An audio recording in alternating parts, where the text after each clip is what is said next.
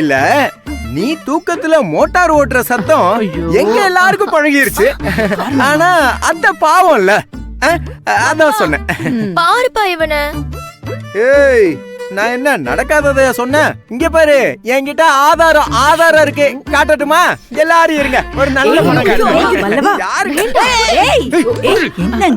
விளையாடுறது போது. அம்மா, நான் கேட்டதுக்கு எதுவுமே சொல்லாம இருக்கியம்மா. நான் வேணா பேரங்கிட்ட கேட்கவா? பாட்டி, அவங்க எப்படி பதில் சொல்லுவாங்க?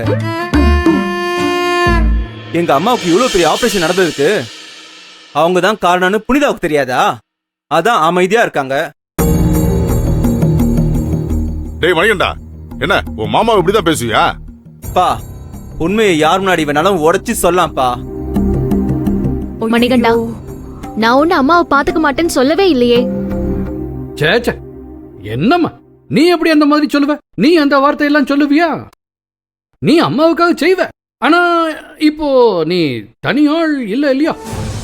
மாப்பிள்ளையும் கூட இருக்காரு, அதனால மாப்பிள்ளைக்கே இல்ல, ஒருவேளை ஏதாவது பிரச்சனை இருக்கலாம் இல்லையா? புனிதா, சின்ன சின்ன விஷயத்துக்கெல்லாம் நீங்க என்கிட்ட கேட்கணும்னு அவசியம் இல்லை.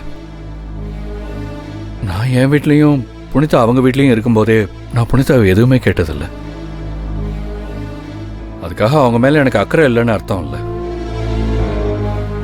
புனிதா இங்க வந்ததே அவங்க அம்மாவை பாத்துக்கிறதுக்கு தானே. கண்டிப்பா நான் அதுக்கு ஆதரவா தான் இருப்பேன். அதை விட்டுட்டு என் இஷ்டத்துக்கெல்லாம் இருன்னு நான் சொல்லவே மாட்டேன். இவ்ளோ நாளா நான் உங்களை எவ்வளோ தப்பா நினைச்சிருக்கேன்னு எனக்கு இப்பதாங்க புரியுது.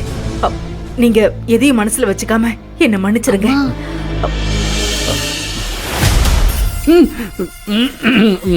எம்மோ, மொத்தமா கப்பல் கவுருது.